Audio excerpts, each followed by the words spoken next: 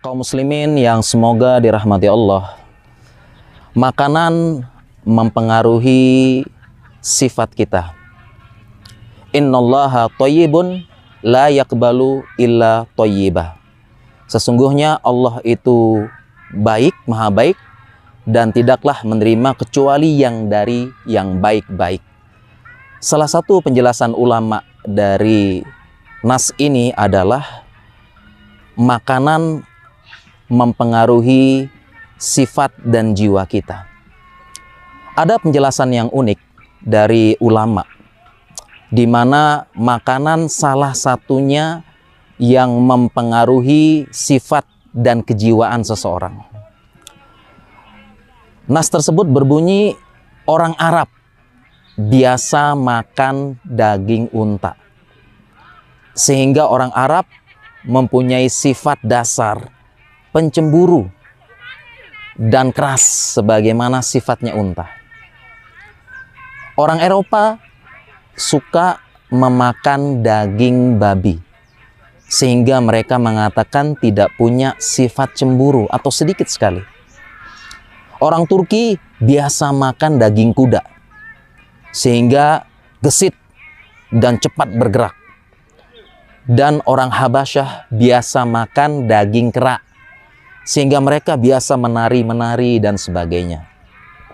Dan konon ada yang mengatakan orang Indonesia biasa makan ayam dan kerbau, sehingga orang Indonesia umumnya manut, gampang diatur. Dan ini sangat terlihat ketika jamaah haji dan jamaah umroh. Para askar petugas Saudi sangat suka dengan orang Indonesia, karena orang Indonesia gampang diatur, berbeda dengan Afrika dan sebagainya. Ya.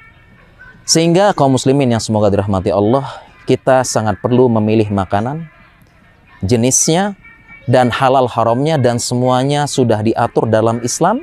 Dan ini semua untuk kebaikan kita semua.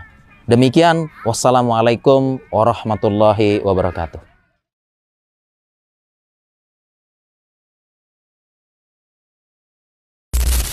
Nabi SAW bersabda, "Ajaba li amril mu'min, inna amrahu kullahu khair, wa laysa dhalika li ahadin illa lil mujmin. In asabathu sarra'u syakara fakana khairan lah, wa in asabathu dharra' sabara fakana khairun lah." Nabi mengatakan, sungguh mengagumkan keadaan seorang mukmin itu tatkala dia tertimpa ujian sarra', kekayaan, kelapangan, dia bersyukur atas ujian dengan kekayaan tersebut. Tetap dekat kepada Allah, tidak menggunakannya kecuali di jalan yang Allah ridhai, dan tiada yang dia puji kecuali Allah, karena syukur itu adalah kunci segala kebaikan. Dan tatkala Allah menimpakan musibah kepada yang berupa dharra, kemiskinan dan kesempitan, maka dia bersabar, dan sabar adalah kunci segala kebaikan. Dan keadaan ini tidak dimiliki kecuali oleh seorang mukmin. Mereka yang mendapatkan ujian dengan bentuk kekayaan dan kelapangan lebih jarang bisa lulus dari ujian itu daripada mereka yang mendapatkan ujian dengan bentuk kemiskinan dan kesempitan. Dan tentunya Islam bukanlah agama yang mengajak orang kaya untuk hidup miskin. Sebagaimana Islam tidak mengajak orang miskin untuk hidup kaya, tetapi Islam mengajak orang kaya untuk bersyukur dan orang miskin untuk bersabar.